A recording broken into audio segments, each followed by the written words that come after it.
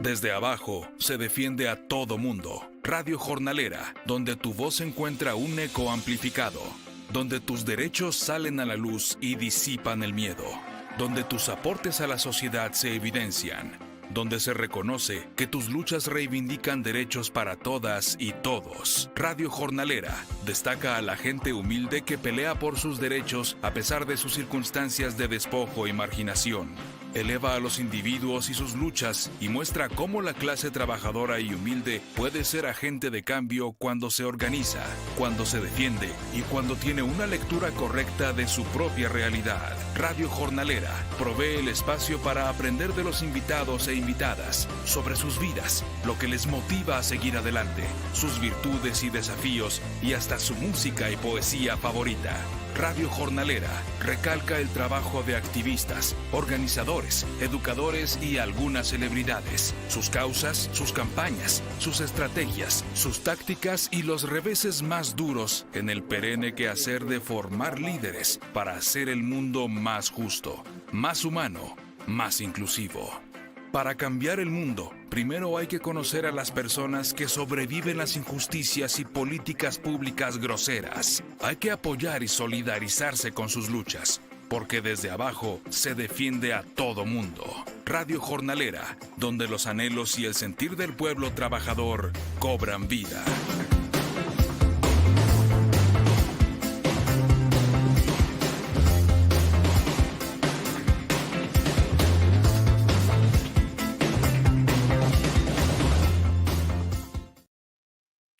Good evening and welcome to Rotten to the Core. We've talked a lot on this show about how all of the various systems that the immigration system uses in the United States to terrorize immigrant communities are deeply intertwined. And on a previous episode, we talked to someone who was going through the immigration deportation system. On this episode, we're going to talk about ICE raids. And you may not know it, but every ICE raid depends on a detention center that can detain people in that community. And I'm very glad to have with us today Paola Pazmiño, the executive director from Resistencia and Accion. Anna, would you like to introduce yourself and introduce your organization a little bit? Yes, thank you, Andre. It's very exciting to talk about this topic. This is something that is widely spreading, but we're slowly talking about it because we feel that it's not such a prevalent thing, right? And we now see high priority with raids happening all over the country. So I'm excited to be here. Thank you for having me. Resistencia en Accion is based in Princeton and Trenton. We're a member-based organization, grassroots org that works with day laborers, domestic workers, and undocumented immigrant workers to fight for the rights in the labor force and also to fight for the rights against anti-immigrant policies that have started to demoralize and dehumanize our communities more and more as the political spectrum is changing. So we're based in Princeton, and this is where we're going to talk about tonight, where we had the raid. But as far as anybody trying to find out more about us, please visit our social media. We have all the social medias and our website too, resistenciaenaccion.org. And then anytime that you also feel like you're in the area, but visiting Princeton or Trenton, stop by. So tell me a little bit about the community in Princeton, because most people outside of Princeton, I think, just typically think of the university as this kind of, elite Ivy League institution, professors, students there. But there's also a real working class community in the Princeton area. And they don't get necessarily a lot of press, a lot of coverage. And this is the community that ICE was targeting. So if you want to talk a little bit about them. Yes, of course. So we are really positioned in a very affluent sector, right? In Princeton, because of the university, there's very affluent families and areas where like a home could be like the cheapest home is like $900, $1 million, right? 100,000 to $1 million. And those are the cheaper homes that need deep renovations that have been there for years and years and years. So you can tell that there's a lot of resources and there's a lot of richness. But we also have the area where it's the brown and black communities who are working in the restaurants, who are working in the hotels, who are working in the cafeterias of the Princeton University cafeterias for the students, the cleaning, right? The cleaning services that happen, the nannies with the domestic workers, the housekeepers who come in to daily clean these homes of these families in the area. So we see that there's a vibrant community that is in need of know your rights.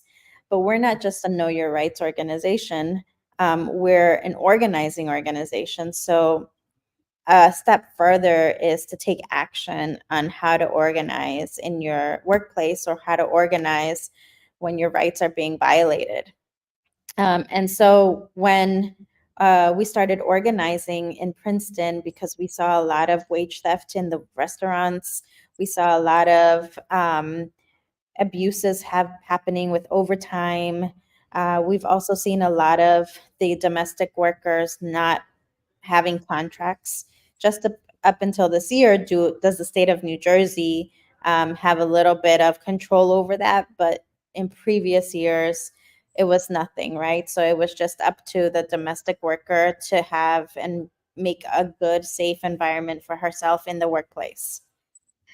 So we've seen that we've had to work hand in hand with um, making the resources and community engagement of Princeton and Princeton University come into the community because we both serve each other. Well put. So tell me about this morning in July, just a few months ago. What did you first hear? What were the kind of messages going through the community, and what happened? Yes. Yes. So Princeton has always been one of those places where there's a lot of services, a lot of um, agencies that have come in to provide the basics, right? The necessities. When we started organizing in Princeton, we noticed that we were like one of the only organizations that does organizing. So we created years back. We created just WhatsApp chats, right, where we put out information.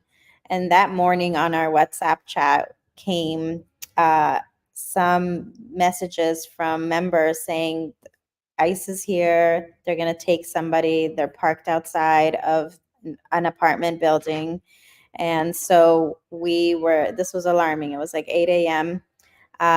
So we proceeded to obviously get on the ground.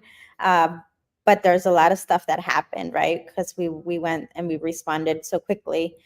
Previous to this, we didn't have a rapid response team. We didn't have a rapid response plan, which is why I think that this is so important, because this might have happened in Princeton and in New Jersey, but this is more likely going to happen in other places, the surrounding New Jersey area, but then throughout the country, right? And then learning from other organizations who have programs that are in place already, like Texas, for example, right? Arizona, who have been living with this a lot of years, and this is how they work.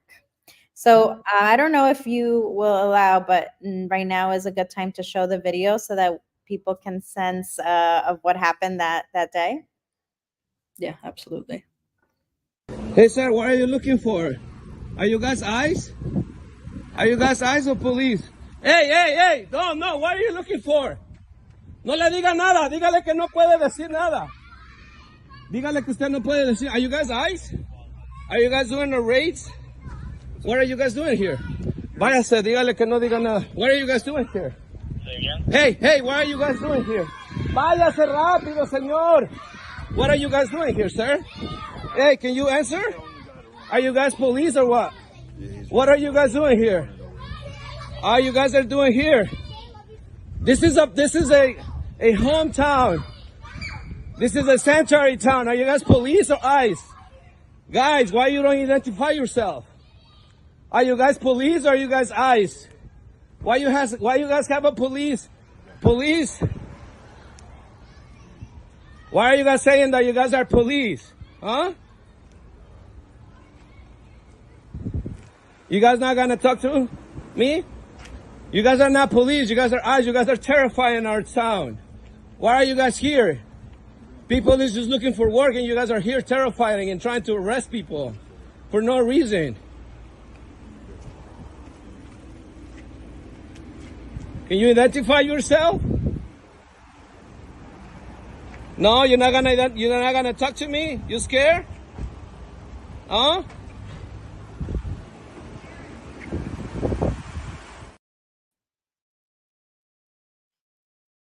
So for those of you who are watching that for the first time, you'll probably ask yourself if that was okay to do. That's like one of the first questions we always get, right? And actually recording and asking and allowing the ICE agent to tell you like something about themselves is you're right, because they are required to identify themselves. We just never have pushed them to do it, especially when they're wearing a police vest. And at that point, we had a lot of people on the ground because from what you're seeing on the video, the apartment building was maybe 1 block over where I was, where they had 2 other cars, and then they had 2 other agents, and then they had more cars at the police down the street, the police station down the street. So this was not like an investigation where two cars are there or 2 agents are looking to find somebody. It was more of a raid because they were multiple cars. We even had once we knew that what they were doing, right, we had some other people come to help us with vigilancy. And when there was 2 of our allies who live in Princeton who were coming by and at the police station, when we were asking them what were they doing, did they notify the police, nobody was able to say anything. And so one of the respondents to this was one of the pastors from Trenton Church who is nearby, and he followed them, and they were speeding through the streets. They were cutting people off. They were just very upset because we kept on asking, why are they here? Identify yourself. So it was like the video says, it was a terrifying situation. We are still seeing the aftermath of families like scared. We even get calls, like it was funny, but this morning we got a call saying there's a car suspiciously outside of this building. Can you guys come check it out? So luckily we built a little bit more of the vigilance team. We have a nice team that is aware and can go, but we still have a lot to do, right? This goes beyond just the raid and the terrifying of that day. It's like a situation that is broader, and we could talk about why, right? Why are we seeing these more and more? Absolutely. And there are 2 things in what you just said that I really want to highlight. The first, for people who don't know, for people who haven't experienced an ICE raid before, particularly in the Northeast, they do tend to not wear ICE insignia. They do tend to present themselves as just police. And you absolutely, particularly if you're a U.S. citizen, if you feel that you are safe in confronting them, you should ask for identification. You should kind of follow them. And if you're not a U.S. citizen and if you're concerned about your safety, remember that unless there's a warrant signed by a judge, you do not have to open the door, and you should not open the door. And one thing that I found particularly striking in what you were saying in terms of the lasting impact on the community was that, as we were talking about earlier, Princeton is a town with some powerful institutions. You have Princeton University, and you do have the Princeton local government. And I wanted your take on what the reaction of those institutions has been and how supportive they've been. And I also just want to read a quote from the mayor of Princeton, which I thought was somewhat remarkable. He said, "We cannot tell ICE what they can and can't do, so if ICE decides to come to Princeton, we cannot stop them." Is this the kind of reaction that you were hoping for, that you were expecting? And what has been the ongoing dialogue between community members and local elected officials and university members? Yes, thank you. This is a super important detail, right? Uh, I can personally say, I give my testimony that I called the dispatcher that morning of the police, right, to ask for help. I just was asking for a police officer to come and like help me understand if they knew that ICE was there. They denied it. I have the recording, right, and we filed for this recording because when ICE responds to our questions that we did with some of the elected officials, like Bonnie Watson Coleman's office, who has been very responsive and put out the first statement in the press that she wanted answers. But when we went to the mayor, it was like they didn't know anything. When we went to the chief of police, they didn't know anything. And it's kind of sad because, like I say, right, we want to work in conjunction and we want to collaborate, but it's kind of sad that they don't know, right, what is happening. And then at the same time, they can't put a stop to this. Like his quote that you mentioned, right? He says, like, we can't tell them what to do. But something that we did learn months after, right now we're in October, around September 15th, we got a letter from the field office from USCIS saying that they did notify the Princeton police. And this is news for everybody. Nobody knows this, but they did notify them at like 6:25, and they put the time that they've notified the police. So when I called, it was about 9:30 maybe, because I rushed out of my house to get to the office. So it was about 9:30. So they must have known, but they didn't, the information didn't trickle, or they didn't know how to react. To be honest, I don't think that, ICE is like telling local police what is happening. Like, oh, I'm coming in and I'm doing this. I think that's the part that we also have to contextualize and see more about. How does this ICE agency work in reality? Is it terrorizing everybody, not just the community? It must be terrorizing also the local police. It must be terrorizing other agencies that are governmental, that they can't, they shouldn't be able to act like this, right? When I mentioned like speeding, when I mentioned like not talking to us, when I mentioned them retaliating, telling the police to tell us that we're doing something wrong when we were recording and asking for their identification. So it's been a struggle. We're still continuing this dialogue with the council members. The Human Services is one of the departments in Princeton, but I think it's like a long chat that needs a lot of systemic work. But I think it's been an eye opener. That's really what it's been. Absolutely. So we see not necessarily particularly helpful response from local governments, and we've seen this certainly in other cases including the detention centers themselves, which we'll get to in a bit. But I guess for now, what in this situation, where we have the community that's been terrorized by these fascists coming in, identifying themselves or wearing police insignia, trying to conduct a raid, trying to kidnap community members, local government's not doing anything helpful. What does a community member do? What does Resistencia do? What work have you guys done over the past few months to try to ensure that the next time this happens, people are more well prepared, and able to push back against it, fight back against it? Yeah. Well, I think first of all, we were able to get a group of allies more than community members, because now, like I said, it's been very terrifying. A lot of the day laborers in the day labor corner are no longer there always, right? They try to find different locations to get picked up. Domestic workers are also very frightened to speak up and speak out about their labor conditions.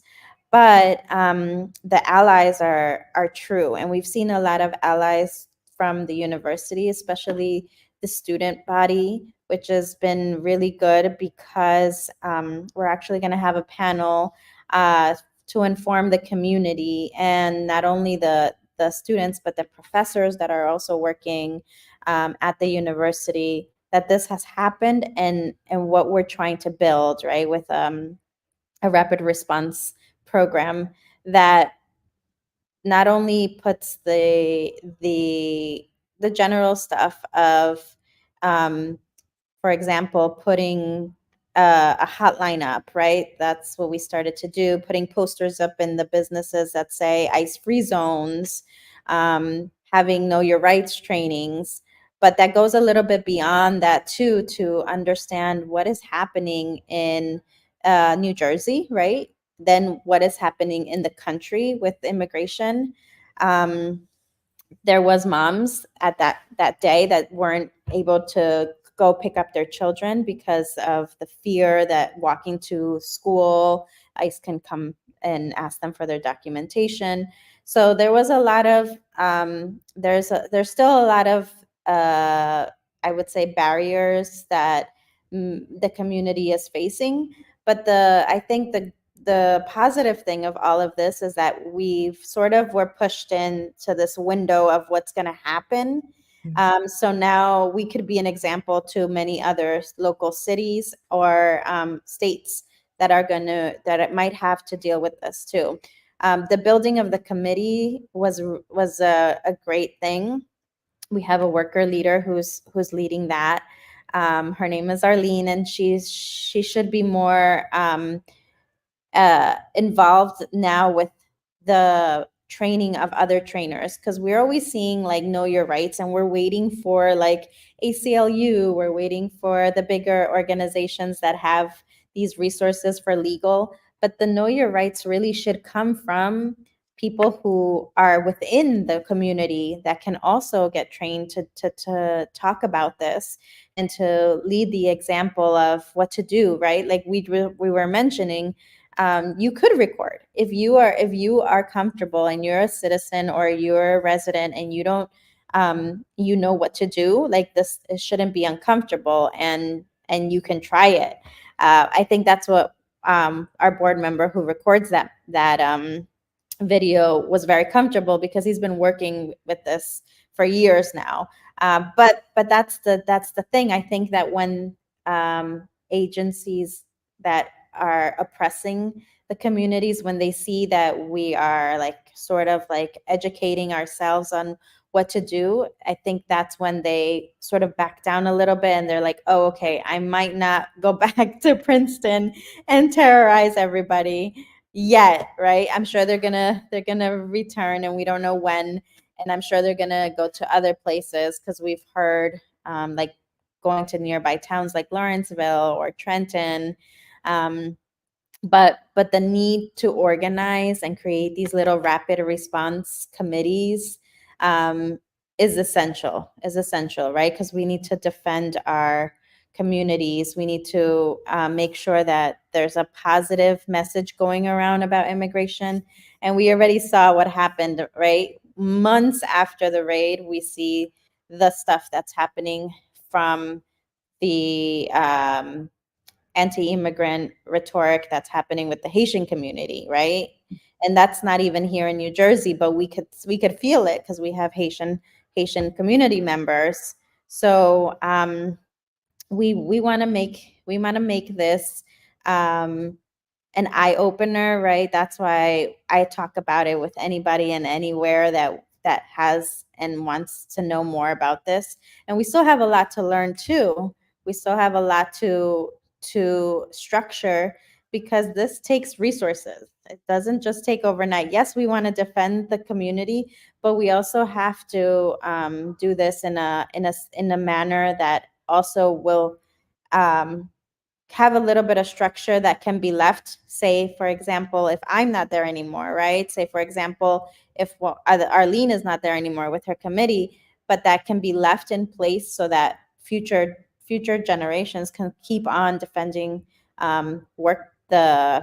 I was about to say workplace, that can be defending the community against ICE, right?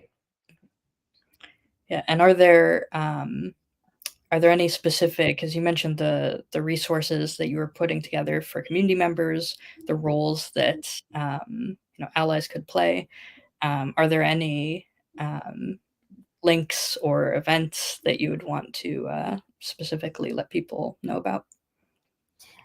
Yes. So we don't have a set link right now, but we're always looking for donations. And I'm sure that if you go into our website, you could see our donate button, which is what we ask for. If you are one of those people that likes to support immigration and likes to support workers' rights, please make a donation. It goes to our work. It lifts us all up. Nothing is too little, nothing is too much.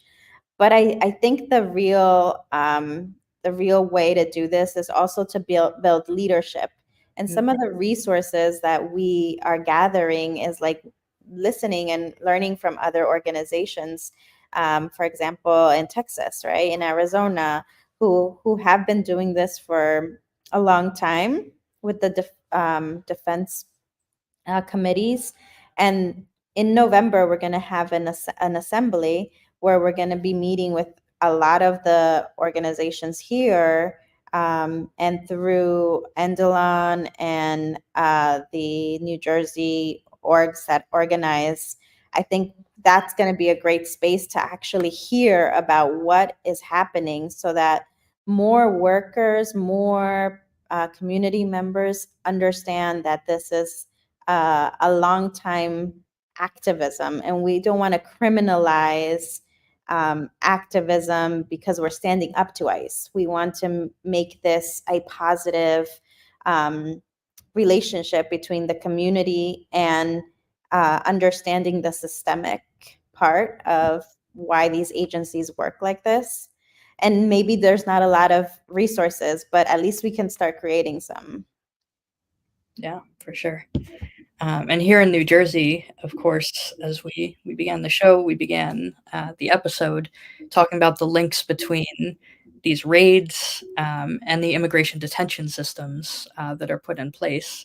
As we've discussed on the show before, New Jersey passed a law banning all contracts with ICE for immigration detention, and all of the county jails, which were holding substantial numbers of immigration detainees, ended up ending their contracts with ICE. Of course, one location remains, the Elizabeth Detention Center, owned and operated by CoreCivic.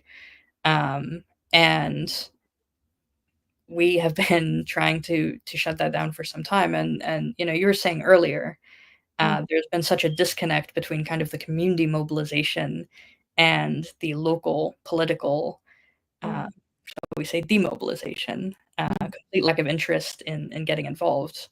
In Elizabeth, New Jersey, where the Elizabeth Detention Center is based, not only has Bullwedge, the mayor, not been interested in shutting down EDC, but he's actually been in charge long enough that he was involved in opening it decades ago. And, Elizabeth, New Jersey, like Princeton, has a real base of working class people. A huge portion of the population are not citizens. English is not their primary language. And this is where they choose to build an immigration detention center. And so we've been, fighting to close this, as you know. And one recent development, we've talked about this also a little bit on the show, is that ICE is not satisfied with this ongoing legal battle of simply keeping the Elizabeth Detention Center open. They actually want to sort of regain the capacity that they lost when the county jails ended those contracts. And so they're trying to reopen Delaney Hall in Newark, a neighboring town, and turn it into a much larger immigration detention center that would hold substantially more people, that would hold a greater variety of people, including people who currently are not allowed to be detained at EDC beyond a couple days. So in your estimation, given this development, and also given the kind of rise in really bipartisan xenophobic rhetoric that we've seen over the past few months, with the Democrats trying to end asylum and the Republicans essentially embracing blood libel against Haitian refugees, what do you think the impact would be if another substantial detention center is allowed to open in New Jersey? What would the impact be on communities throughout the state? This is it's like one of those black clouds that is outside, right, looking us over, ready to like pour rain on us. This is how I feel, and this is how the community feels too, with this anxiety of fearing that there's another detention center, because what's going to happen? Well, ICE is going to need to fulfill those beds, right? It's like a hotel. And if this has not been in your radar, you should go on YouTube and look up profit over people, and you'll see one of the nicest videos made, I think, about how the detention centers work to make money off of people sleeping in those beds. And so what's going to happen? We have like 600 plus beds if Delaney Hall opens. And then we're going to have to have more raids, right? Because how is this ICE agency going to say, okay, this is why my agents have to go investigate, because they say they investigate. And what's going to happen? Well, another part of this is the information, and what we have already talked about, how local governments don't have this authority, right? And so it's inevitable, but we already know that the privacy in New Jersey of all residents is at stake, right? Let alone the undocumented workers and the undocumented residents. Everybody's information is at stake so that ICE can use it against us. So we're not Texas. We don't want to be Texas.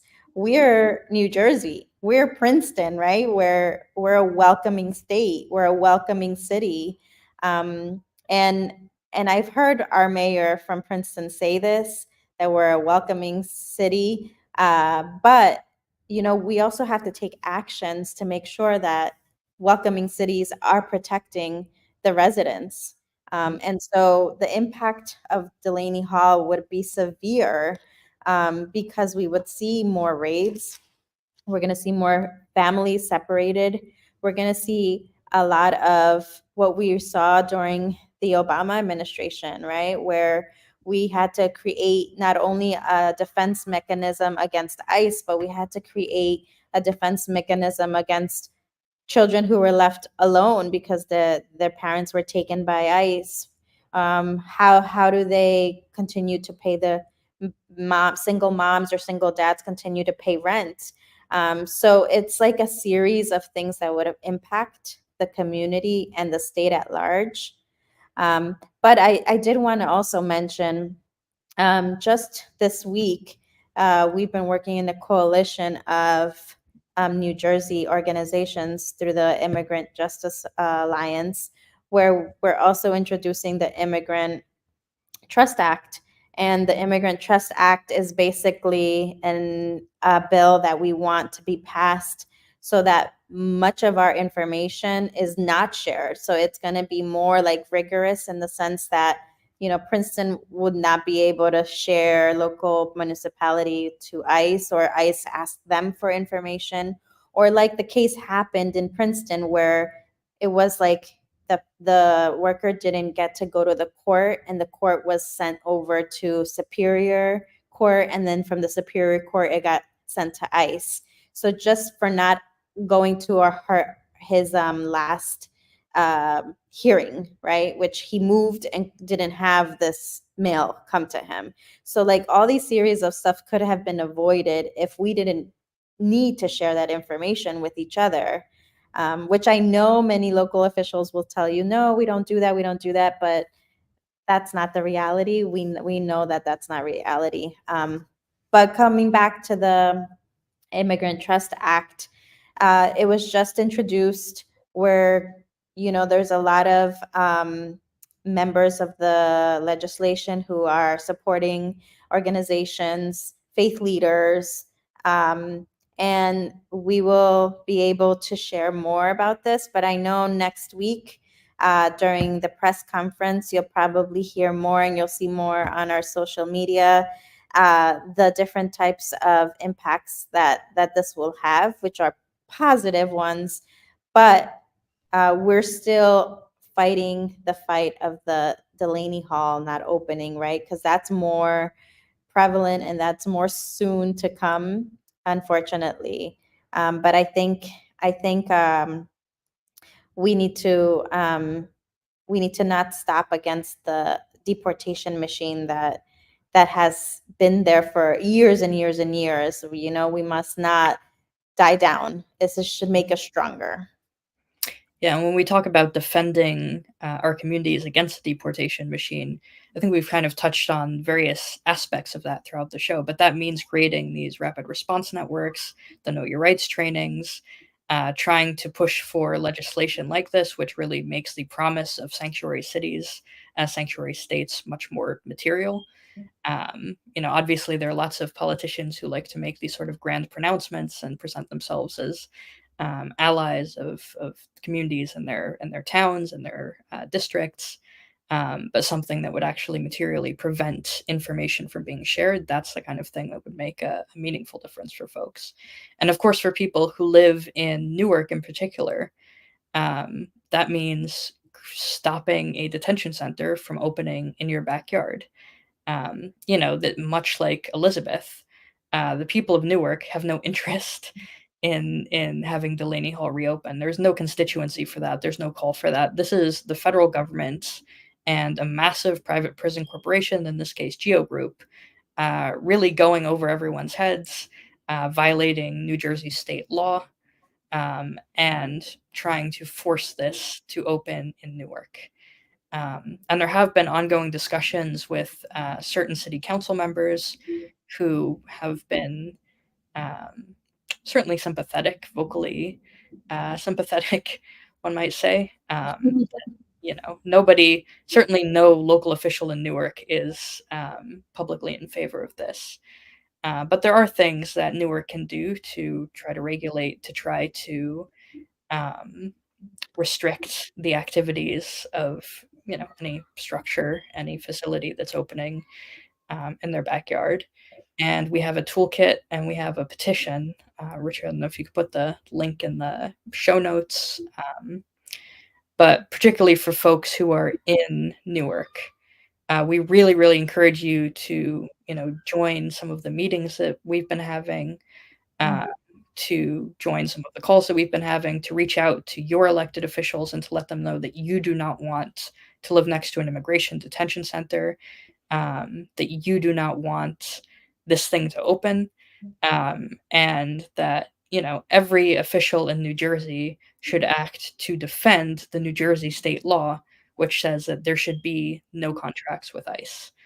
And I would also add that if you have any contacts at the federal level, if you haven't reached out to your congressperson before, look up who they are and get in contact. This is Democratic Party policy at the federal level to violate New Jersey state law, to build these immigration detention centers to fuel this deportation machine that ultimately leads to more raids, more families being torn apart, more communities traumatized. So we really encourage you to get involved with that. Similarly, if you're in Elizabeth, there is an ongoing effort, of course, to shut down the Elizabeth Detention Center. Many folks in Elizabeth, we found when canvassing, don't actually know that it exists. It's in this bizarre sort of warehouse district. It's surrounded by warehouses. The actual building that is currently being used to detain people was built as a warehouse. It was not built to house people in any form. So we really need to shut down both of these facilities. And there has been massive public support to make that happen. And I would also, keep in mind as this election approaches, there are kind of two things that we can learn from this. One, that obviously we can't trust the Democrats, that the Democrats are going to fuel this deportation machine to the extent that they think it's in their interest, that they will violate New Jersey state law, that they will build these horrific, human rights violations to detain immigrants, and that they will, order these raids. But the other thing is that communities can fight back, and whether that's in the form of forming these, detention defense networks, forming rapid response networks, know your rights trainings, preventing these detention facilities from being built. You don't have to rely on politicians, and you shouldn't rely on politicians. The community is there, and people are there, and people are organizing to stop these structures from being built, and to stop these raids, and stop these ICE kidnappings. So I would urge everyone, the toolkit will be in the description. The petition is there. Sign the petition. Look for upcoming events on the toolkit. If you're in the Newark area, if you're in the Elizabeth area, really get involved and stop these buildings from operating as immigration detention centers, and thereby stop more raids from occurring. And I think we can also put in the show notes some of the Resistencia resources with regard to the Know Your Rights trainings, the rapid response networks,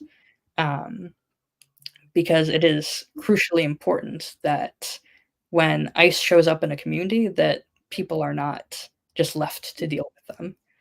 Right.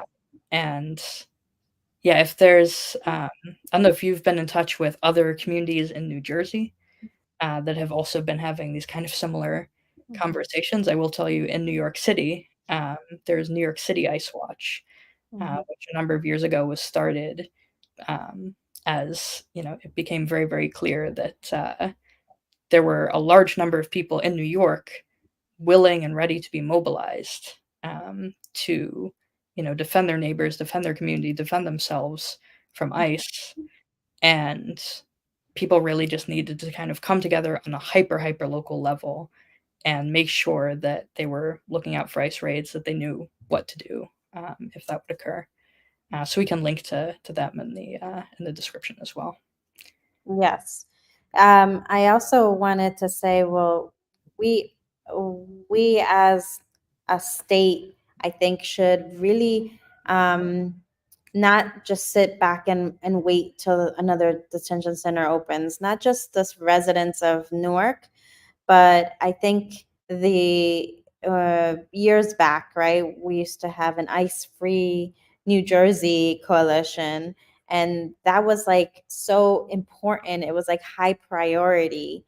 But lately we've been, shifting. We've been shifting to, this is not going to happen. Like, this is not Texas. This is not Arizona, right? We are a welcoming state. But I think it's more of like, we just need to wake up. So this is a call to action for organizers. This is a call to action for directors. This is a call to action for lawyers who are working with, the organizations who have some resources, because it's better now that we've experienced all of this. It's better to be on the lookout of things that we have, and then we could just disperse and share with everybody, than to start creating while we're in the midst, right? And that's what we've learned. So slowly, we're also gathering more resources. And we'll link to this, but it's probably going to be for like in 2 more weeks that we'll have another Know Your Rights training. But it would be really great to have the Know Your Rights training with other members that are not just local Princeton people, right? Because you could take it back to your organizations and duplicate it. I know Cosecha did a really great presentation over the summer about immigration and what's happening, right? And so things like that resources like those that are real resources from the base, from the organizers, are things that we should keep on sharing. So thank you for this space, Andre, and I totally agree that this work is crucial, yet so lonesome, because not a lot of people want to feel like they are able to do it. But just know, like what we say in Spanish, we say sin papeles, sin miedo, because even if you are documented or undocumented, you're still going to fight, right? And you're not going to fear. We have to overcome our fear that we are citizens, and that we're protecting each other, and that it's against our human right to be terrorized by any type of agencies.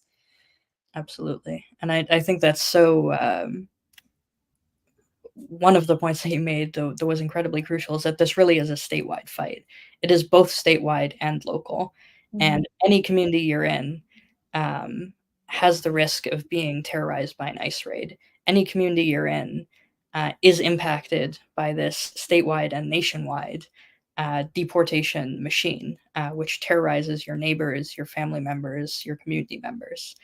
And so it is really important both that we join this fight at a statewide level, and that we really put together these defense networks at a local level.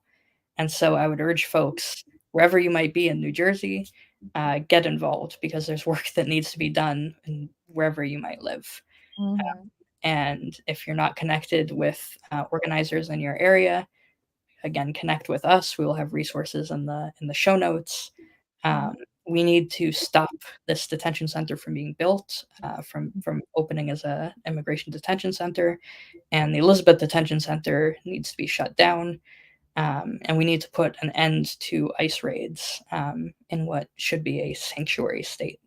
Mm-hmm. So, Ana and Paola, thank you so much for joining us today. In future episodes, we will discuss more about the fight against Delaney Hall and about ways that you can get involved.